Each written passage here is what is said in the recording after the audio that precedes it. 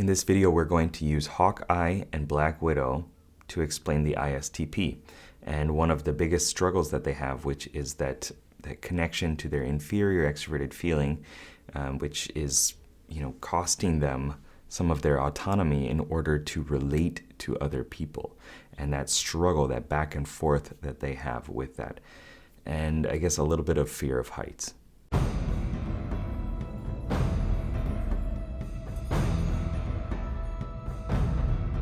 What's up, legend? It's Sherman here from Geek Psychology, helping you find your true character and level it up so you can play life better. I was watching Endgame again recently, and I just felt excited and thrilled about the horrible scene with Hawkeye and Black Widow when they're trying to retrieve the stone, the Infinity Stone. And I was like watching it the whole time, like, oh my God, is this inferior extroverted feeling? Is this what it is right now?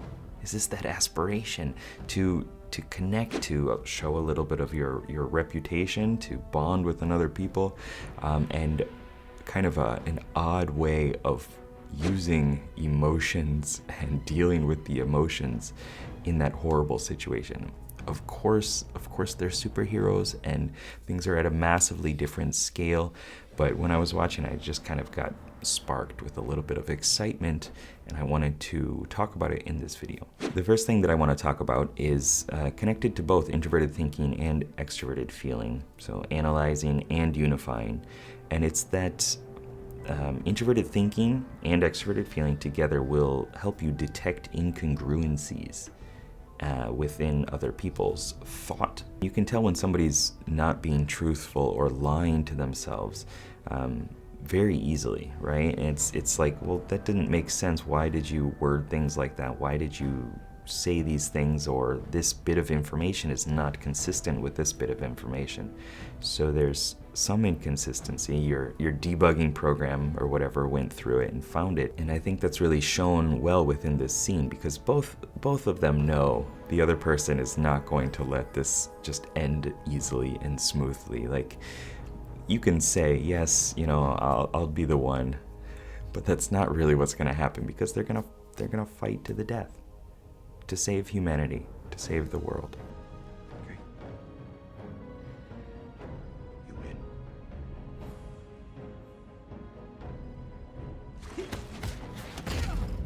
Tell my family I love them. You tell yourself.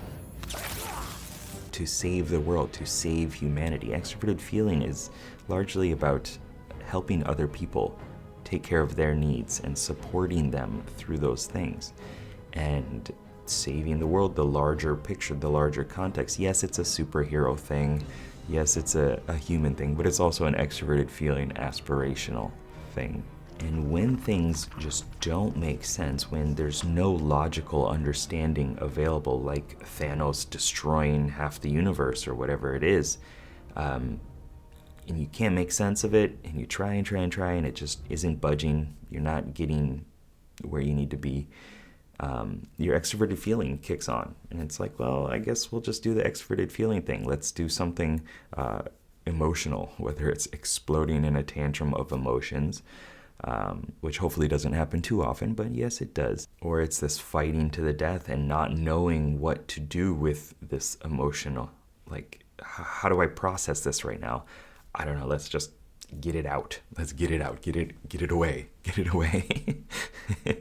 And it can be difficult sometimes. I understand that, but it is part of the process of learning how to deal with your inner components. An extroverted feeling really wants you to be of use and of service to other people. And sometimes it is for the reputation. Sometimes, because you're aware of it, right? You just don't like to give into it. We haven't met yet.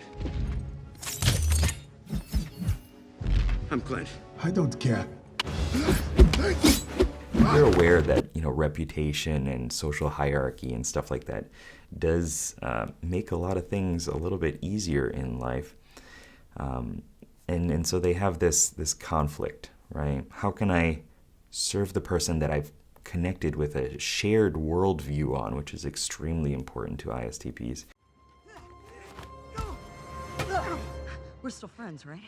Depends on how hard you hit me. And how do I serve humanity? And, you know, Clint's got a family, and still he's the one that's like, no, let me do it. I'm going to do it. Tell my family I love them.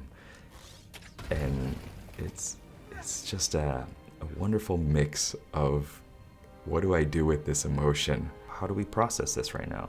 I guess let's just do what we always do, which is, you know, fight it out and be the solo one to accomplish this task. And I know within the scene, within the story, they don't really have a choice. I mean, that's why they were there. But that's why it's a good example, I think, of showing what this would be like at a higher scale.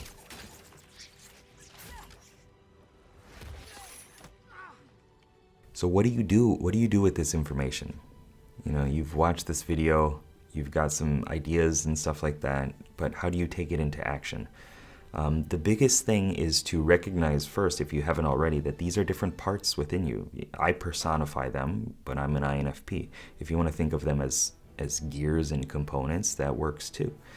Or different characters, right? Your mini aspects of yourself. Your mini ENFJ could be like Charles Xavier or Wonder Woman or something like that within you. And like sometimes you gotta stroke the bald head and make it feel better and put it into use in a proper way. And so this comes out really well through using and refining and honing your craft and finding a way to use it to support other people. I'm supposed to go water skiing. Cab needs our help. Come on.